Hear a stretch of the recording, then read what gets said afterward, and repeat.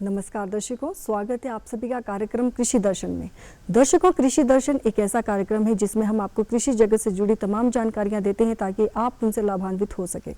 तो दर्शकों, आज का हमारा विषय है खरीफ की फसलों का कीट प्रबंधन और इसी विषय पर विस्तृत जानकारी देने के लिए आज हमारे साथ स्टूडियो में मौजूद है डॉक्टर अमित विक्रम जी, जो कि जॉइंट डायरेक्टर हैं अनुसंधान केंद्र नौणी विश्वविद्यालय में। सर, आपका हमारे स्टूडियो में आने के लिए बहुत बहुत स्वागत है। सर, हमारा हिमाचल प्रदेश में जो है वो डिफरेंट जोग्राफिकल एरियाज़ है और due to different geographical areas यहाँ पे डिफरेंट जो है वो खरीफ क्रॉप्स लगाई जाती हैं। तो हमारे हिमाचल प्रदेश में जो है वो अब किन किन जो है वो कौन कौन सी वेजिटेबल्स जो है वो उगाई जा सकती हैं सर? जैसे अब ग्रीष्म ऋतु आ रही है या खरीफ का समय आ रहा है जी सर। तो इसमें जैसे हम जानते हैं कि प्रदेश में सब्जियों का एक बहुत महत्वपूर्ण योगदान है किसानों की आय में भी और इवन देश के प्रोडक्शन के उसमें भी बहुत योगदान रहता है जी। और लगभग 1.8 मिलियन के करीब जो है सब्जी मीट्रिक टन में उत्पादन हो रहा है प्रदेश में। तो उसमें से जो खरीफ जो है वो हमारा महत्वपूर्ण एक समय है जिसमें कि हमारी बहुत वैल्यूएबल फसलें हैं, जैसे टमाटर हो गया, शिमला मिर्च हो गया, फ्रांस बीन, खीरा, तेज़ मिर्च, बैंगन, भिंडी, ये सारी फसलें जो है हम इन दिनों लगाते हैं। और क्योंकि देश की तरह ही प्रदेश में भी कई तरह के वातावरण के हिसाब से जोन बने हुए हैं। तो जैसे सबसे निचला क्षेत्र है उसमें इन दिनों आगे जो अब आ रहा है टाइम अप्रैल से लेकर के ग्रीष्मकालीन भिंडी की फसल, बैंगन की फसल, तेज़ मिर्च की फसल, इस तरह की फसलें हम लगा सकते हैं। अरबी भी लग जाती है। और अगर हम मध्य पर्वतीय क्षेत्र में आ जाएं तो यहाँ पर टमाटर हमारा जो है मुख्य फसल है। उसके अलावा शिमला मिर्च, खीरा, बीज रहित खीरा, जैसे हम पॉली हाउसेज में भी हम खेती कर रहे हैं तो उसमें बीज रहित खीरा हो गया, टमाटर हो गया, रंग बिरंगी शिमला मिर्चें हो गई, ये सारी जो है हम लगा सकते हैं। जी जी। तो सर, अभी जो है वो जैसे खरीफ का सीज़न आने वाला है, मतलब 1-2 मंथ्स में, तो इन जो है इस सीज़न में जो है वो कौन कौन सी सब्जियां जो है वो हमारे किसान भाई बहन लगा सकते हैं सर? जैसे ये सब्जियां हमने बात की, ये तो इनका सीज़न आ ही रहा है। इनकी नर्सरी, कई जगह नर्सरी लगाने का समय हो चुका है। जो समय जो है वो कौन सा रहता है सर इसमें? ये लगभग अप्रैल मई से लेकर, अगर हम मध्य पर्वतीय क्षेत्र की बात करें तो अप्रैल मई जो है वो खेत में पौध लगाने का समय हो जाता है इन फसलों का, जिसमें टमाटर हो गया, शिमला मिर्च, तेज़ मिर्च, बैंगन, ये सब हो गई। और उसके अलावा जो डायरेक्ट बीजी जाती हैं फसलें, जैसे भिंडी है तो उसकी डायरेक्ट बिजाई होती है, सीधे खेत में बिजाई होती है। जी सर। तो वो अब मई में भी लगा सकते हैं, अप्रैल मई में लगा सकते हैं उसको भी। और साथ में जो मुख्य फसल उसकी होती है वो होती है बरसात में, तो वो जून के बाद, 15 जून 20 जून के बाद या जुलाई से लेकर के उसकी, हाँ, निचले क्षेत्रों में जुलाई में उसकी खेती की जाती है। जी सर। तो सर, अभी आपने जिक्र किया कि हमारे पास भिंडी भी है, हमारे पास टमाटर भी है। तो सर, हम मेन जो कन्फ्यूजन होती है वो होती है वैरायटीज़ की, कि इसमें जो है वो कौन सी अच्छी किस्में हैं जिससे जो है वो अच्छी पैदावार होती है। तो सर, हम कौन से ऐसी खरीफ जो वेजिटेबल्स हैं उनकी जो अच्छी जो वैरायटीज़ हैं वो कौन कौन हैं जिनसे हमारे जो किसान भाई बहन हैं वो उनसे लाभान्वित हो सकें? उसमें देखिए, विश्वविद्यालयों ने, दोनों विश्वविद्यालयों ने, पालमपुर ने भी और हमारे नौणी विश्वविद्यालय ने भी कई किस्में अनुमोदित की हुई हैं जी, जो जिनका कि बीज या तो हम बनाते हैं, दोनों विश्वविद्यालय बनाते हैं, या फिर मार्केट में भी मिल जाता है। वो ज़्यादातर बीज वो है जो ओपन पोलिनेटेड वैरायटीज़ हैं, वो सस्ते में मिल जाता है। जैसे अगर हम टमाटर की बात करें तो सोलन लालिमा हमारे पास वैरायटी है जो मध्य पर्वतीय क्षेत्रों में ग्रीष्म ऋतु में लगाते हैं हम उसको, क्योंकि वो बेलदार किस्में हैं। तो जैसे टमाटर की अगर हम बात करें तो उसमें फिर किस्मों का जो है वो मार्केट में, क्योंकि अब जो है खुली नीति है बीज की भी प्रदेश में या देश में कई वर्षों से, लगभग 30 वर्षों से ये नीति चल रही है। तो उसमें किस्में कई उपलब्ध हैं बाज़ार में, लेकिन उसमें हमारा ये रहता है कि एक तो वो टेस्ट की हुई हो वैरायटी विश्वविद्यालयों द्वारा, किसी भी विश्वविद्यालय के द्वारा, दोनों में से, और साथ में वो उस क्षेत्र के लिए उचित हो जी। और साथ में बीज जो है वो सही हो। सही बीज का अर्थ ये है कि वो ट्रूथफुल लेबलिंग है, जैसे कि इसमें इतनी जर्मिनेशन होती है, होगी, ये वैरायटी बेल वाली है या छोटी है, तो वो क्षेत्र के हिसाब से निर्धारित है। तो इसलिए वो सही किस्म लगाना ज़रूरी है आज के समय में। तो उसमें जैसे मैंने बताया सोलन लालिमा है हमारे क्षेत्र में जो लगती है, जी। मध्य पर्वतीय क्षेत्र में लगती है बरसात के दिनों में या खरीफ के समय पे। ऐसी शिमला मिर्च में कैलिफोर्निया वंडर है, सोलन भरपूर है, ये 2 शिमला मिर्च की किस्में हैं जो काफ़ी प्रचलित हैं। अगर हम पॉली हाउसेस की बात करें तो वो भी इन दिनों ही लगती हैं, तो उसमें बॉम्बी है और ओरोबेल है जो पीली और लाल जी। शिमला मिर्चें हैं। बॉम्बी लाल है और ओरोबेल जो है पीली किस्म है। और भिंडी में अगर हम देखें तो कई सारी किस्में मार्केट में चल रही हैं, हाइब्रिड भी हैं। और फ्रांस बीन है जैसे, तो उसमें अर्का कोमल, कंटेंडर, SVM1 है, लक्ष्मी एक अच्छी किस्म है जिसको राष्ट्रीय स्तर पे भी अनुमोदित किया गया है जी। अभी पिछले वर्ष। तो ऐसे बहुत सारी किस्में जो है हम लगा सकते हैं, लेकिन उचित समय पे सही किस्म लगाना, वो निर्णय लेना आवश्यक है। जी।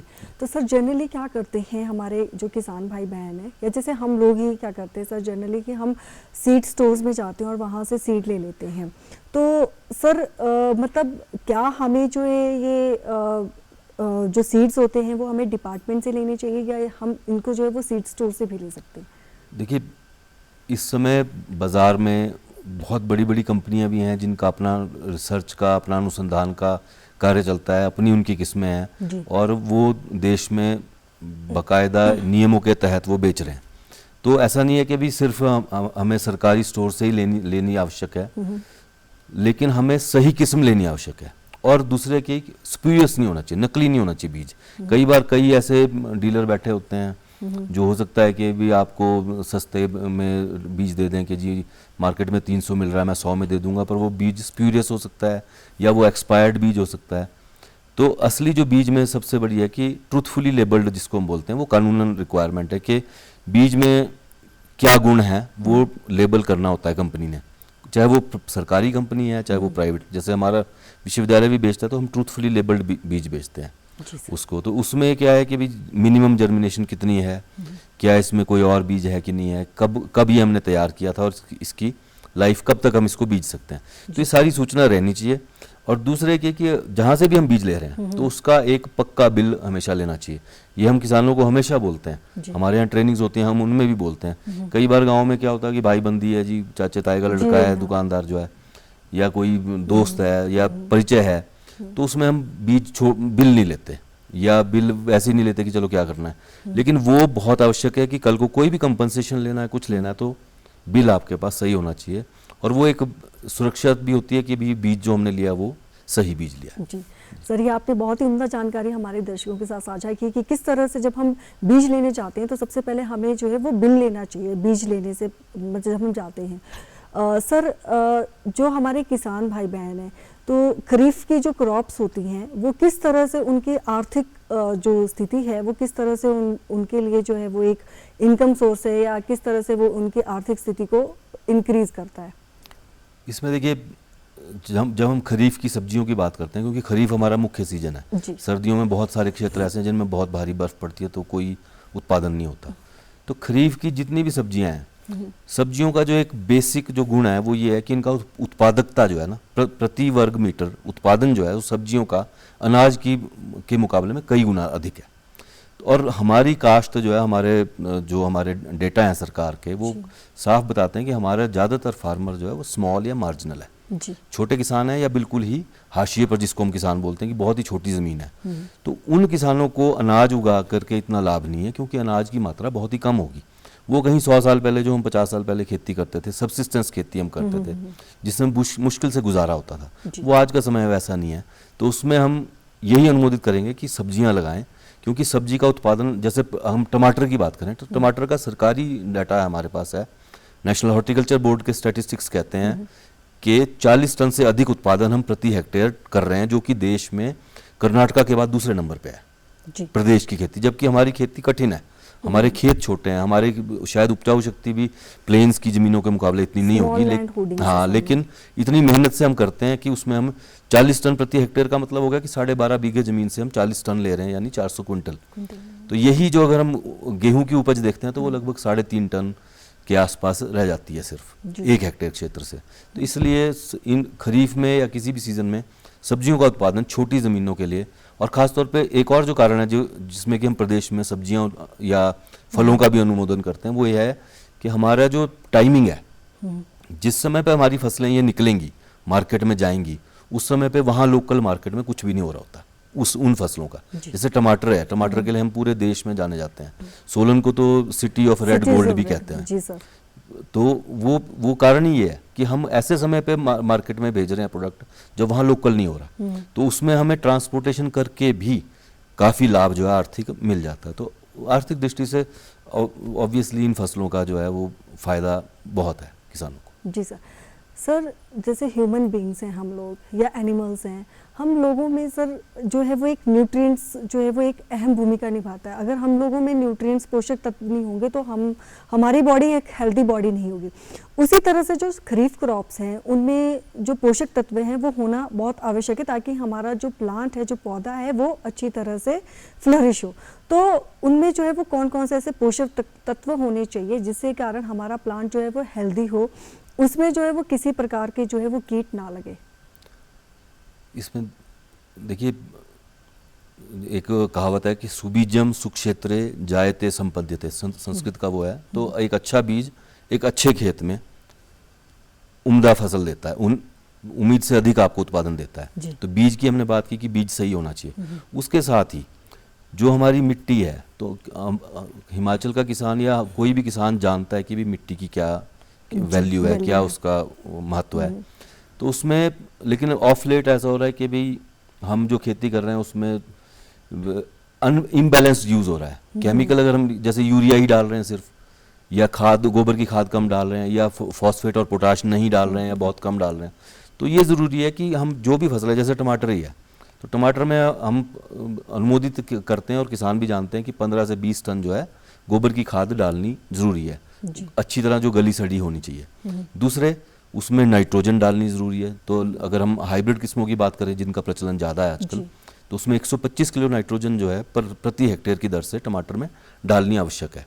उसी से आपको एक अच्छा उत्पादन, जिस 40 टन की हम बात कर रहे हैं, तो उसके लिए हमें इनपुट भी उस हिसाब से डालना पड़ेगा। ऐसे सिंगल सुपर फॉस्फेट है तो वो 475 किलो प्रति हेक्टेयर की दर से डलता है। म्यूरेट ऑफ पोटाश है, वो भी 90 किलो प्रति हेक्टेयर की दर से डलेगा टमाटर के उत्पादन में। ऐसे ही और फसलों में भी इस तरह का अनुमोदन किया हुआ है। ऑलरेडी टेक्नोलॉजी अवेलेबल है, फ्री ऑफ कॉस्ट अवेलेबल है, आप उसको फॉलो करें और सॉइल टेस्ट कराएं। सबसे ज़रूरी है कि मिट्टी की जांच जो है लगभग हर वर्ष नहीं भी करा सकते हैं तो 2 वर्ष में एक बार अवश्य किसी अच्छी लैब से मिट्टी की जांच कराएं, पोषक तत्वों की जांच कराएं। उसमें हमारा ही फायदा है। अगर थोड़े से पैसे टेस्ट में लग भी जाएंगे तो जो हम उस टेस्ट से बचत करेंगे कि हम यूरिया डाले जा रहे हैं या हम फॉस्फेट डाले जा रहे हैं खेत में, तो वो हमें हो सकता है डालने की आवश्यकता ही ना हो, पर वो सिर्फ टेस्ट से पता लगेगा। तो वो टेस्ट अवश्य कराएं।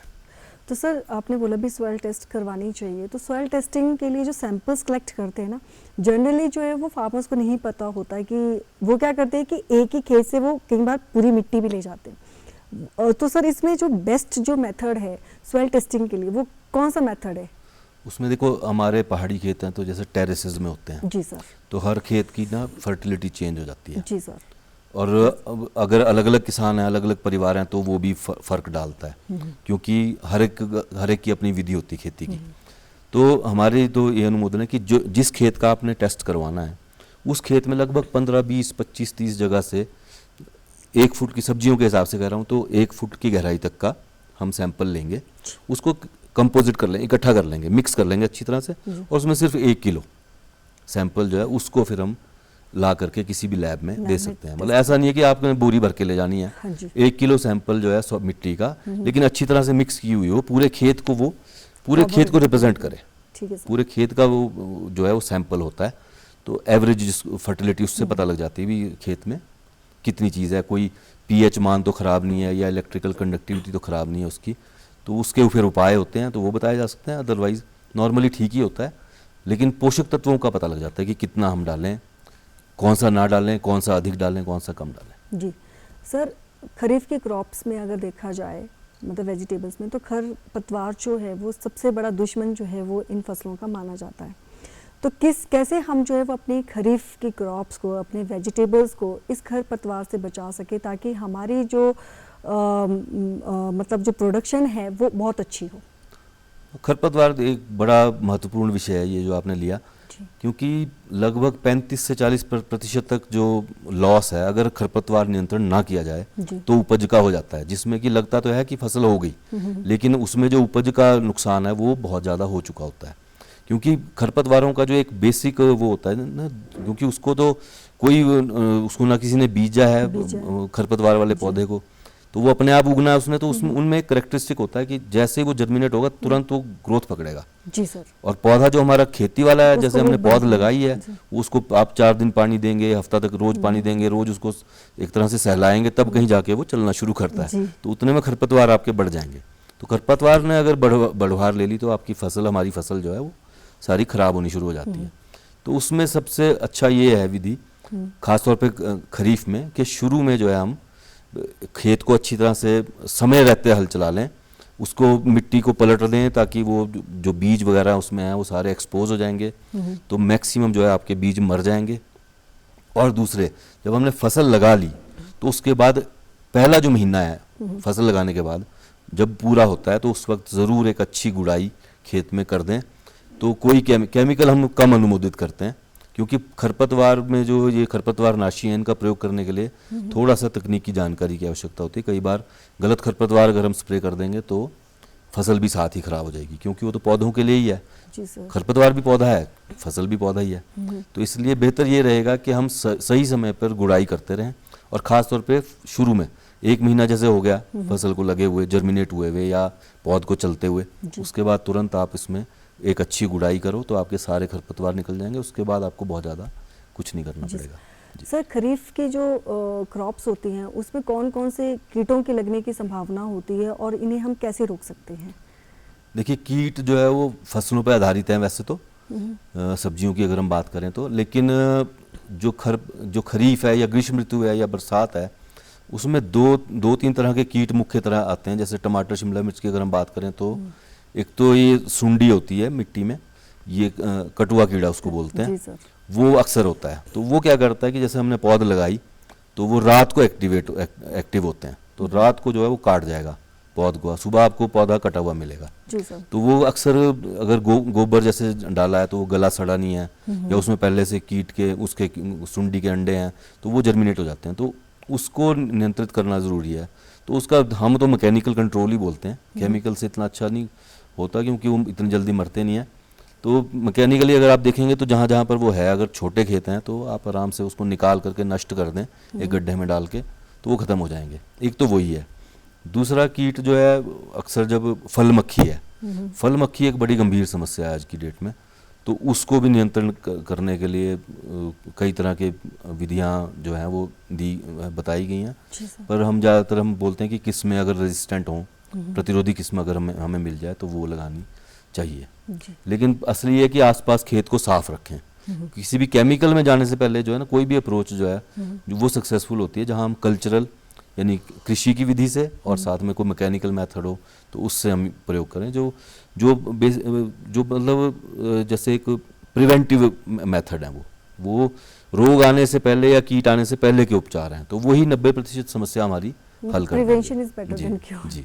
ओके सर, जब हमारे किसान भाई बहन जो है वो खरीफ क्रॉप्स को लगाते हैं तो उससे पहले वो अपनी लैंड को किस तरह से प्रिपेयर करें ताकि उनकी लैंड में जो है वो अच्छी पैदावार हो, कोई उसमें कीट ना आए, कोई वहाँ पे पानी ना रुके, तो कैसे उनको जो है वो कल्टीवेशन करनी चाहिए? देखिए, एक तो जो पहली जो हल चलाना है जो शुरू में, वो समय रहते चल जाना। ये नहीं कि जी हमने 3 दिन बाद लगानी है और आज हम प्लोइंग कर रहे हैं, आज हम उसमें हल चला रहे हैं, वो नहीं है। कम से कम 15-20 दिन पहले, महीना पहले जो है हल चला लेना चाहिए। जैसे हम पहले भी बात कर रहे थे, उससे क्या फ़ायदा होता है कि खरपतवार वगैरह के या और कोई विषाणु बीजाणु हैं तो वो सारे जो है काफ़ी हद तक ख़त्म हो जाते हैं। कोई अंडे हैं, कुछ हैं, तो वो जो क्योंकि मिट्टी एक्सपोज हो जाएगी धूप को, तो वो ख़त्म हो जाएंगे। उसके बाद जो है फिर फाइनल हम प्लोइंग करते हैं, तो 2 या 3 तो प्लोइंग करनी होती हैं, जिसमें एक तो सॉइल टर्निंग प्लोइंग होती है जो शुरू में की जाती है, उसके बाद सिंपल प्लोइंग करनी होती है 2-1 बार, फिर हम प्लैंकिंग करेंगे। तो प्लैंकिंग करते वक्त, इवन प्लोइंग करते वक्त भी ये ध्यान रखना है कि ऐसा ना हो कि हम मिट्टी ऐसे पलटें कि एक जगह तो गड्ढा बन जाए खेत में और 2 जगह जो है वो ऊंचा हो जाए। तो बराबर सा रहे, समतल रहे खेत, और साथ में कहीं भी खेत के बीच में पानी ना खड़ा हो। तो प्लैंकिंग करते वक्त भी कवर हो जाता है जब हम फट्टा चलाते हैं उसके ऊपर ट्रैक्टर की मदद से या फिर बैलों की मदद से, तो उसमें जो है काफ़ी हद तक वो लेवल हो जाएगा। तो और क्योंकि हम बरसात में फसलें लगाएं तो इसमें ऊंचे बेड बनेंगे, जो हम बेड बनाएंगे पौधे लगाने के लिए वो ऊंचे होने चाहिए ताकि उनके अंदर पानी ना खड़ा हो, पानी बाहर से ही बह जाए। और चैनल जो है कम से कम भी 1-1 फुट गहरे चैनल होने चाहिए। जी सर। कई क्षेत्रों में जहाँ पानी ज़्यादा निकलता है ज़मीन में से, वहाँ पे तो आपको 2-2 फुट गहरे चैनल भी बनाने पड़ सकते हैं। जी सर। सर अक्सर ये देखा जाता है जैसे मानसून सीज़न में हमारी भिंडी होती है या कद्दू होता है, तो इसमें क्या होता है सर कि बहुत ज़्यादा बारिश होने के मतलब कारण जो है वो हमारे ये जो सीड्स होते हैं ये ख़राब हो जाते हैं।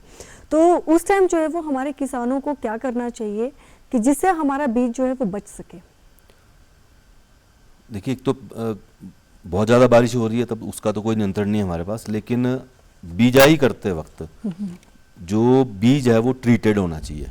जैसे कैप्टान से ट्रीटेड हो तो वो ट्रीटमेंट वाला अगर बीज होगा तो उसमें रोग आने की संभावना कम है। दूसरा यही है कि पानी का जो है निकासी वो तो सही चाहिए। बेड अगर रेज्ड बनने हैं, उठा के बेड बनाने हैं, 6 इंच 8 इंच तक बेड उठा करके बनाने हैं, उसमें फ़ायदा है। तो उसमें पानी अगर आएगा भी, बारिश पड़ेगी भी, तो भी वो बह जाएगा। एक तो ट्रीटेड बीज हो गया, और दूसरा कि सही गहराई पे लगाओ, बहुत गहरा भी ना लगाओ और बहुत उथला भी ना लगाओ। तो बीज ऐसा नहीं है कि बारिश पड़ेगी तो ख़त्म हो जाएगा, कुछ जर्मिनेशन इफेक्ट हो सकती है, लेकिन ज़्यादातर बीज निकल आएगा। जी। तो सर इन सब्जियों का जो है वो हमारे किसान भाई बहन जो है वो किस तरह से तुड़ान जो है वो उनको करना चाहिए ताकि हमारी सब्जी जो है वो सेफ रहे? कई बार हमने देखा है कि खरीफ की क्रॉप्स होती हैं सर, तो ये मैक्सिमम मानसून सीजन में होती है, तो अगर कहीं आपका कहीं एक नेल भी लग जाए तो वो सारी सब्जी जो है वो खराब हो जाती है, तो किस तरह से इनका तुड़ान करना चाहिए? देखिए, अगर हम अपनी खेती की बात करें तो हम ज़्यादातर खेती जो कर रहे हैं सब्जियों की, वो कर रहे हैं सुदूर क्षेत्रों के लिए, यानी दिल्ली भेजते हैं, नियरेस्ट भी चंडीगढ़ भेजते हैं, जहाँ पे दाम मिलते हैं, जी सर। जहाँ मार्केट है बड़ी। इवन हमारे कई किसान ऐसे हैं जो चेन्नई तक जो है टमाटर भेजते हैं, उनका टमाटर जाता है। या इवन लहसुन की खेती जो होती है जून में निकलेगा अभी, वो भी केरल तक जाता है, ऐसा है। तो उसमें यह है कि दूरी के हिसाब से है। जैसे लोकल मार्केट में अगर टमाटर हमने बेचना है तो हम उसको लाल होने देंगे, पकने देंगे और बेच सकते हैं वहाँ लोकल मंडी के लिए। लेकिन हमारा ज़्यादातर प्रोड्यूस जाता है बाहर, दूर। तो उसमें क्या है कि जैसे उसमें पीली अवस्था, टर्निंग स्टेज बोलते हैं उसको, जैसे पीला होना शुरू हो गया टमाटर, उस समय जो टमाटर को हम तुड़ान करना शुरू कर सकते हैं। तो अवस्था डिपेंड करेगी कि भी हमने कितनी दूर भेजना है। अगर हमने लोकल मार्केट के, और ऐसे ही जैसे भिंडी है, तो भिंडी में जो बिल्कुल सही साइज़ है भिंडी का बेचने का, वो 5 से 7 सेंटीमीटर लंबी होनी चाहिए भिंडी। भिंडी का जो फल है वो 5 से 7 सेंटीमीटर लंबा होना चाहिए। उस समय बिल्कुल सही उसकी अवस्था होती है जो जब हम उसको तोड़ें। और शिमला मिर्च में अगर हम जैसे बात करते हैं तो बिल्कुल फ्रूट साइज़ जो है लगभग, जैसे वैरायटी है कैलिफोर्निया वंडर है जैसे, तो उसका 70-80 ग्राम 90 ग्राम जब हो जाता है फल का वज़न और बिल्कुल चमकदार गहरा हरा रंग हो जाएगा तो वो तोड़ने की अवस्था है। अगर हम शिमला मिर्च की बात करें जो हमने पॉली हाउस में लगा रखी है या लगाएंगे, तो उसमें बड़ा ध्यान रखने की ज़रूरत है कि शिमला मिर्च में क्या होता है कि कलर जो है वो तोड़ने के बाद नहीं आएगा। तो कम से कम जो एक इंडिविजुअल फल है, जो एक फल है, उसके ऊपर 50% से अधिक जो है कलर आ जाना चाहिए, उससे पहले नहीं तुड़ान करना उसका। जी डॉक्टर अमित विक्रम जी, आज आपने बहुत ही उम्दा जानकारी हमारे दर्शकों के साथ साझा की कि किस तरह हम अपनी खरीफ की फसलों को जो है वो कीटों से बचा सकते हैं। आप हमारे स्टूडियो में आए, आपका बहुत बहुत धन्यवाद। दर्शकों, ये था हमारा आज का कार्यक्रम। अगले अंक में फिर आपसे मुलाकात होगी एक नए विषय के साथ। तब तक के लिए हमें इजाज़त दीजिए। नमस्कार।